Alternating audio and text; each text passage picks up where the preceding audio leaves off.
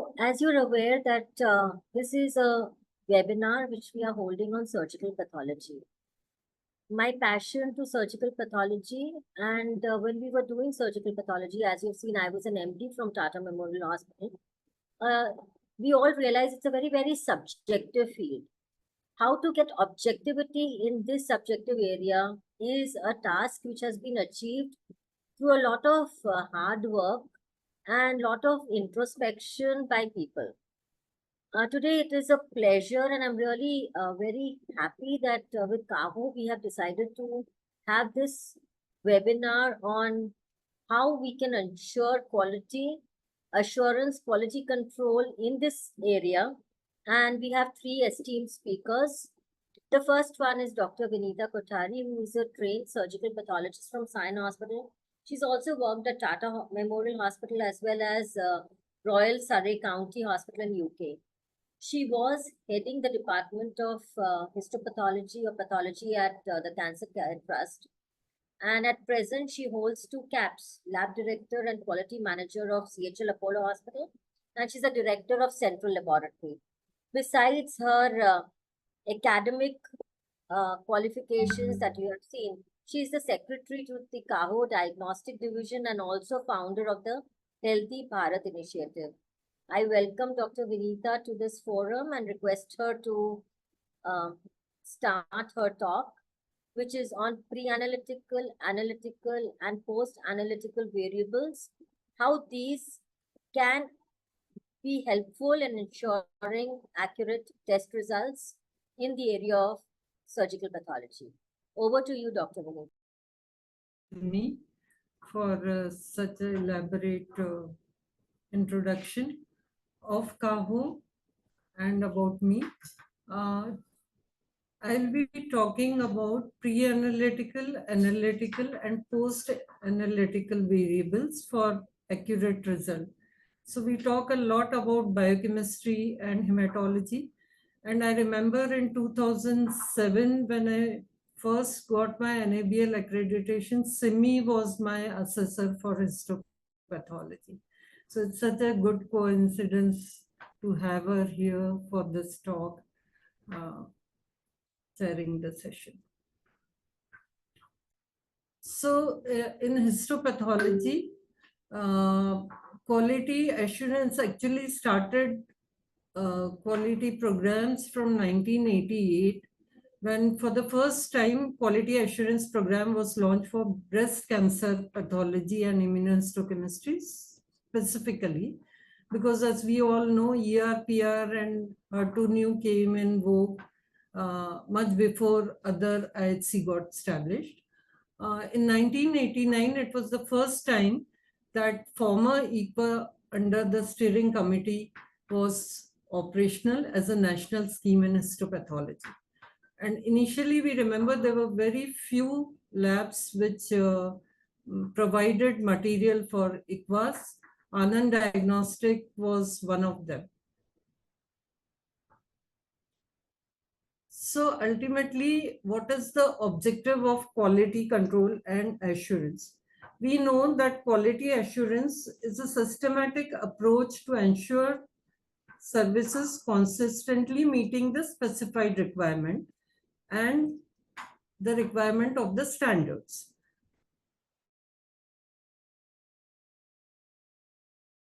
Aiming to prevent and improve documenting processes and activity to achieve the ultimate goal. And this holds true for any branch of pathology, biochemistry, microbiology. So is true for histopathology. When we want a quality assurance, we have to evaluate our practice by proficiency testing, which is nothing but external assessment of lab to ensure the ability to perform to the level of competence and quality required.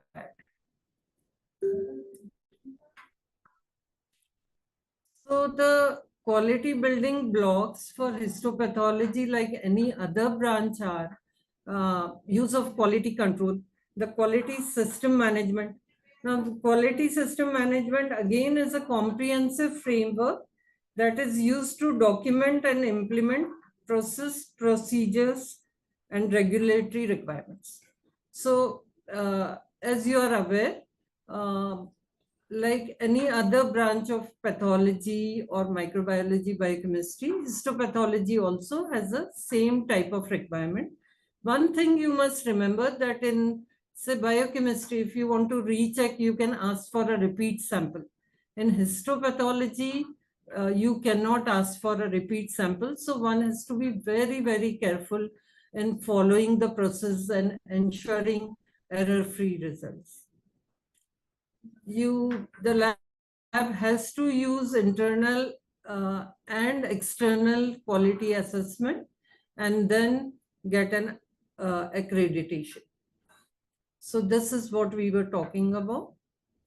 So we know that the objective of quality control ultimately is that the results of what you have done should be what you expected. So if you got a tissue and the entire process, when you get the slide and you report which matches with the clinical finding, then you have achieved the control on the quality. So actual quality performance is measured and compared with a specified standard. And then if there is any difference, one has to act upon it. Whereas quality assurance, we know, are that you're doing the right things the right way. The entire process, systematic monitoring and evaluation of various aspects of lab service to ensure that standard of qualities are being met. So this holds true for all branches of diagnostics.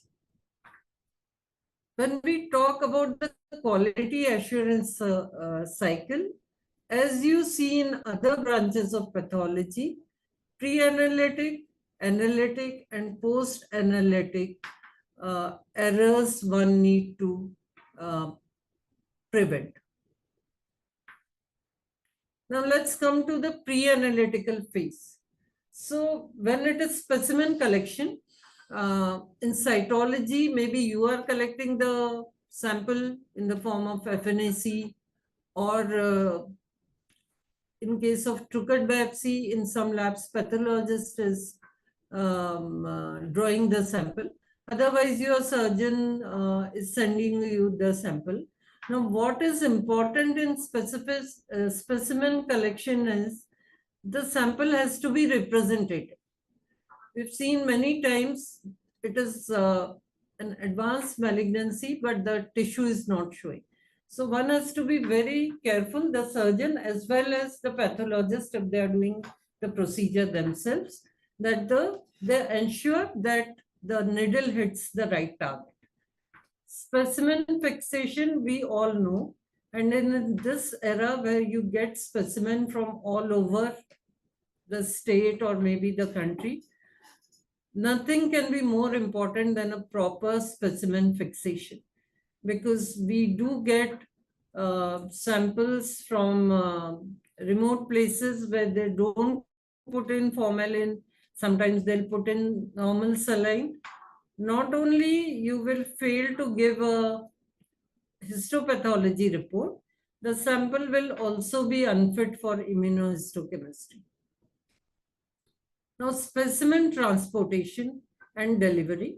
There are many cases because you don't have actually surgical pathologist in periphery. So invariably the samples from small places get transported to bigger labs. And in case there is a leak of formalin, the level is not maintained, the sample is lying on the bus depot, which is very common finding. I mean, everyone must have experienced it. And that can affect the quality very, very much.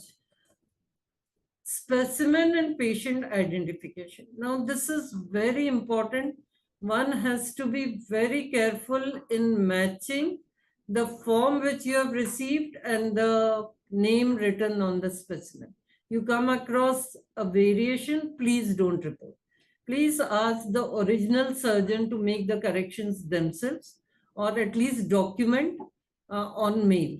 because it so happens that especially in smaller institutes, smaller nursing homes and hospital, there is someone who is doing the surgical work, but there's someone else who is labeling the specimen, and the third person is filling the form. And if there's a lack of coordination and sincerity, this mismatch can occur and you can give report of A to B. So don't report if there is a mismatch in patient identification. This is the most important thing everyone has to ensure. Likewise, the problems can be in specimen accessioning. And another thing I'm sure most of you must be facing, other than those who are in institutes, that you don't get adequate clinical history. I have seen hundreds of forms where they will just write advised biopsy, test name biopsy. So while you are starting your process, please ensure that a call goes to the consultant who has sent and the form is adequately filled by. When we come to analytical phase, we all know that grossing is extremely important, and if you do a proper grossing, 80% of diagnosis one can make on gross itself, and microscopy can just confirm it. So grossing is very important. If it is the tissue is small, it has to be entirely processed so that you don't miss on something. But if it is a large specimen, if it is a radical specimen, then as per the protocol, the sections have to be taken. We have seen reports where people on radical specimen will report that the tissue is infiltrating drug casting.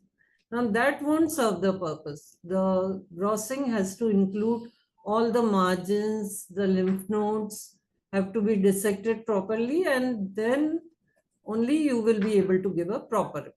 Now processing. Now there are labs who use automated processor and periodically change their alcohol and other chemicals. But there are labs who receive 4 or 5 specimen, mostly medium and small, and they do a manual processing. So that is very dangerous. If the specimen lies in a particular jar for more than the time required, then the tissue can become very hard and your technician won't be able to cut it properly and you won't be able to see the morphology properly. So processing is a very, very important process which one has to monitor to avoid errors. Likewise, when they are embedding, especially the small biopsies, the entire tissue has to be, the entire float has to be picked up. Otherwise, it may happen that the tumor tissue has not been embedded or has not been properly embedded, and while the section is being cut, you don't see that tissue in your section, the representative tissue in your section. Cutting, there is no doubt about it. If the sections are not cut optimally, you won't be able to see a good slide and it would be very confusing and correct diagnosis will be very difficult. Likewise, staining has to be as per the protocol. It is ideal to keep everything in written in for your technicians so that even if there is a change, and it usually happens when a new person comes, one who is not regularly doing it, and then he or she may over or understain. And we all know you will have to again get your section recut if the tissue is remaining and again get it stained, and your tat will overshoot and unnecessarily you will be wasting a lot of time. So proper staining is very important. Cover slipping, at the most, if it is a manual cover slipping, the person may put the cover slip on the other side, so it won't take much long to remove your cover slip again and put it properly, but it is ideal to ensure that the cover slipping is proper. And then the slide delivery. to the doctor who is reporting. And ultimately, all this process is for us to get a proper diagnosis. So after you have done all this, the purpose is the diagnosis, where the competence of person who is reporting. You may give an excellent slide, but the eyes will only, the brain will only know what the eyes have seen, or eyes will only see what they know. So it is very important. This is not a branch where you just pass your MD and start reporting confidently and independently, because there are many borderline cases, and therefore it is always ideal that you have a group in your department where you can discuss the differential diagnosis. In the intraoperative phase, another very important area is frozen section study. Frozen section, because you get a very short time to give your opinion, and based on your opinion the surgery is planned. So intraoperatively, once you have done frozen section and you have given your provisional report, you always should correlate with the permanent section later. When you're giving a final diagnosis, peer review should be done and the error rate should be reported. In your histology and gross room monitors, quality of histologic section, specimen lost in processing. This is very, very important, because sometimes the specimen, it is very difficult to reach a particular site, and if you lose it during the processing, it is actually very bad for the patient, the clinician, and yourself, that you are not able to achieve what you wanted. Turnaround time is also important, especially in small biopsies. You have to give a timely report, because the surgeon is waiting for planning the bigger surgery after your report is done. Now, if there is a block labeling error, it is actually in histopathology, you need a very, very efficient staff and very sincere staff with full focus on what they are doing. If they label the block wrongly for no problem from your side, for no mistake of yours, you end up reporting a wrong report for a wrong patient. And as we all know, histopathology is one subject which has a lot of consumer cases and litigations. So one has to be extremely careful in this regard. Likewise, the slide labeling error. If you have done the gross yourself, and you are expecting idea almost of what you are going to expect in your slide, and if it is not matching, it is always ideal to match your slide with the block in case there is a discrepancy. And slide quality, of course, is important.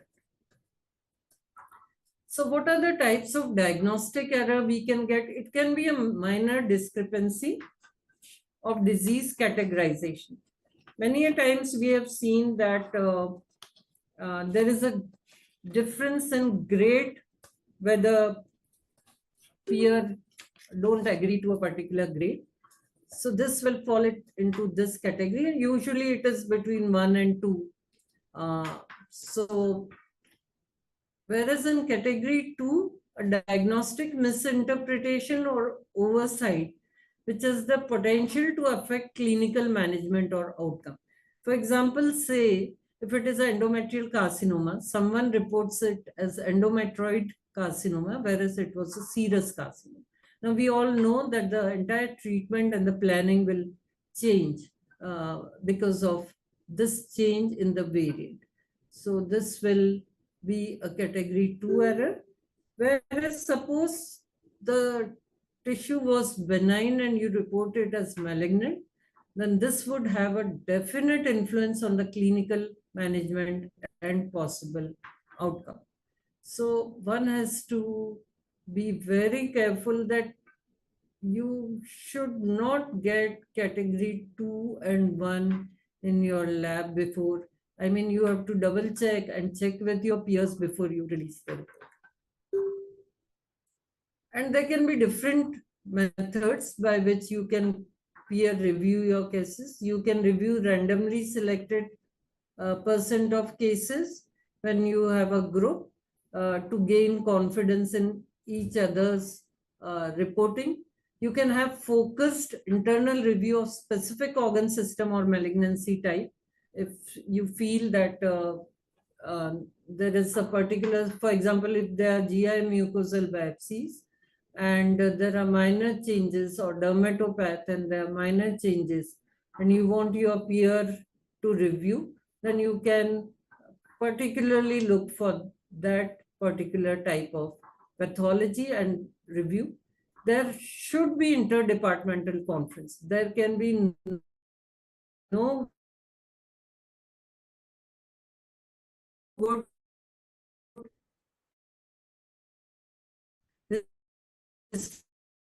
histopathology department, like changing classification. The clinicians have changed in their approach to a particular variant for treatment. You were not reporting today, maybe tomorrow they ask you for. Very important to be updated, not only from our side, but also from what is the clinician's management perspective. If you're doing cytology, you must correlate it with surgical pathology.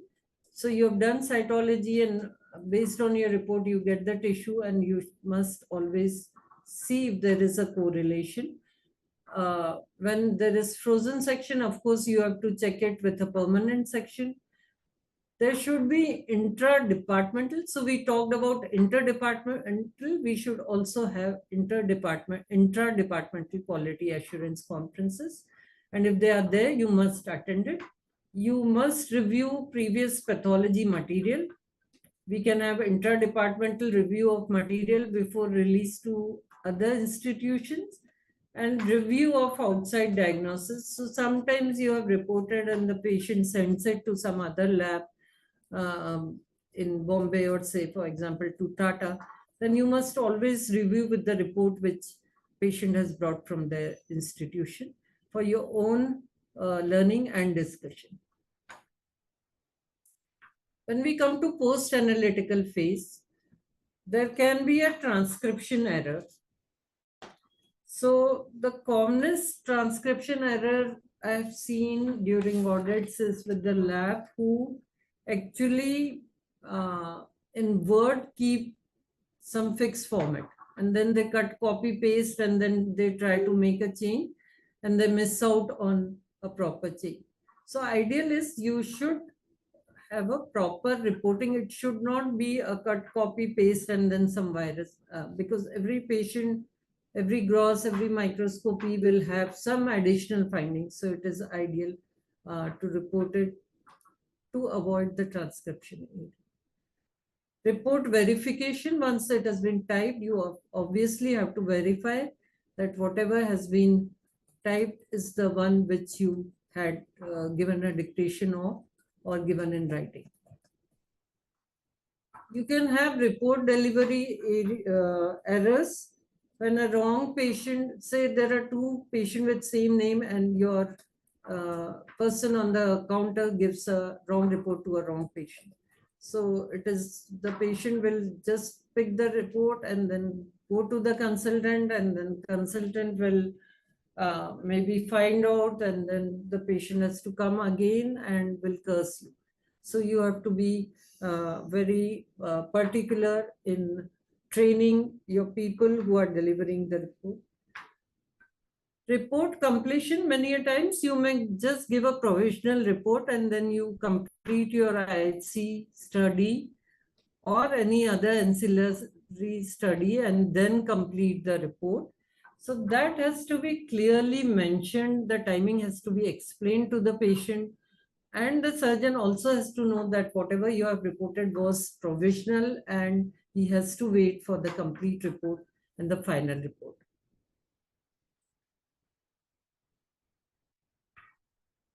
Now, in this era, gone are the days when people used to wait for 1 week and 2 weeks to get your histopathology report. People not only want a quality report, but they also need a timely report, because there is a continuous requirement. The pressure of timing is also on the surgeon to decide about the surgery, and therefore turnaround time, like any other, of course, unlike biochemistry and hematology and clinical pathology, you do get time, and people do understand that sometimes you may require extra time. But accordingly, whatever TAT you have decided for your lab based on your facilities, you should try to deliver and complete within that promised TAT. And when we talk about TAT, the total average TAT of the specimen from receipt of the sample to authorization of report is what is called absolute TAT. But in lab phase, there is average time from receipt of specimen in the lab. So there can be that the remote hospital has taken out a specimen, it is reaching your lab after say 1 day or 2 days. So once it has reached the lab, from that to the slide coming to the pathologist desk is what is the lab phase of TAT. And pathologist phase is average time from the pathologist receipt of slide to authorization of report. So they may get a slide, but it may not be instant always. They may have to read, they may have to do other tests, order other tests, and finally report. So this TAT is the pathologist phase, total responsibility of the pathologist, surgical pathologist who is reporting. Mostly the specimen received in most of the labs keep coming till say 6, 7 p.m. And so you can plan for overnight fixation to save time. You can just gross and get it fixed, or you may have to, if it is a bigger specimen, give the necessary cuts and get it fixed.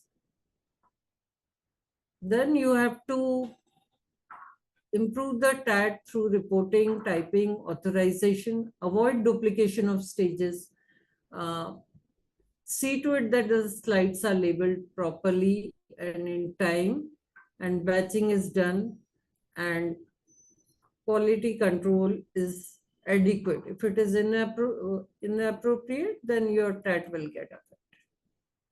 So all this you are doing is because you are getting the specimen, and people are referring you the specimen, and they will only refer a specimen if they are satisfied with your report, and that because you have given a diagnostic, you have given an accurate report. In case of frozen section, you are available when you are called, and you are able to make decision on seeing the sections and sharing. So report timeliness, completeness, and pathologist availability.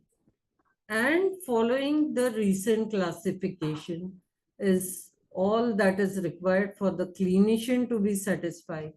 And unless the clinician is satisfied, you won't be able to get the workload which you desire to get. You can, it is very common to see you already have easily and readily available gold standards for various classification. When you're doing oncology reporting, you already know that what all has to be described and which all sections have to be taken to be able to give a report which is not only acceptable to your clinician, but if the patient goes anywhere, they should not feel that there are certain points missing and it is affecting the decision making. Maybe in your hospital or in your setup, there are few facilities available But if the patient goes to some bigger center, they may have more. So from your side, the reporting should be as per the golden standard. You should see to it that errors are corrected if you have identified, and errors are within acceptable range. Turnaround time is acceptable, and most important, pathologist is competent. So a good pathology practice will ensure that you can assure the quality of clinical advice. You can ensure the quality and timeliness of pathology report. You can undertake routine review of a sample of clinical case. You can show that individual diagnostic patterns compare favorably with their peers. And this you will also experience when you are doing your IQVAS reporting or interlab competency evaluation. If you are doing autopsies, then they should be as per the guidelines, and you have to describe the distribution of workload. So I think I have already talked about it. You have to be, it is extremely important in histopathology. It cannot be dissociated from clinical branches. You should be willing to communicate and discuss the clinical issues with your clinical colleagues. You should know their own diagnostic limitations. You may know the experience of your surgeon and your own experience and limitations.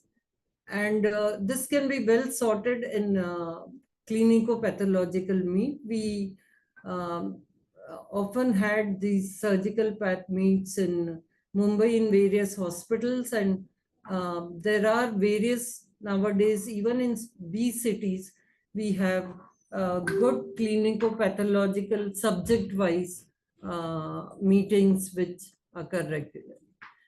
And we all know histopathology is a teamwork. You may just know to, you may just be able to give a good report only if your entire process, all your sections, slide, grossing are done properly. If there is any discrepancy and if there is anyone wanting to discuss, if your slide goes anywhere else, you should be ready to discuss and give your point of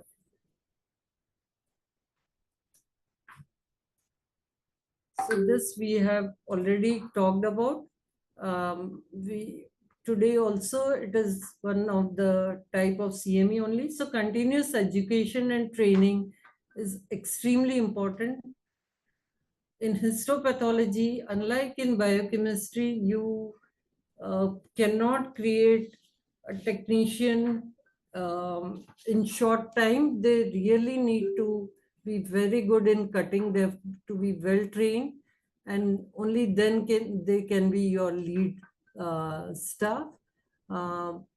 It is for years that they have to spend in histopathology to give you the sections of the quality required. And it's a complete teamwork. So everyone in your department who's doing different works from excision to cutting, everyone has to be coordinated. Of course, the computer system has to be comprehensive. The languages have to be standardized. The classifications have to be standardized.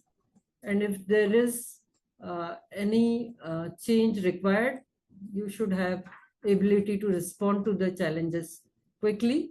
And regulatory compliance, we all know one has to follow like any other part of lab, but more so in surgical pathology. So we have already talked about the interdepartmental consultation and its use. You all know that external quality assessment, you can call tissue for IQVAS from RML, Tata Memorial, Anand Diagnostic, and there are many, the list of IQVAS available. One must definitely use them, and you must enroll in IQVAS scheme. If you're going for accreditation, you have to maintain all your processes and systems properly written, and it should be well displayed. So the summary is that the detection of error and error avoidance is the key, and the clinico-pathological correlation is extremely important. It is one of the most serious branches, and one has to be very, very careful in releasing the report. Thank you. Thanks, Vinita, for such an extensive and presentation. You know, one thing that comes to my mind is that this topic is so huge that 2 hours will not do justice to the topic, and probably we should look at an entire day to quality assurance, control, and safety in histopathology.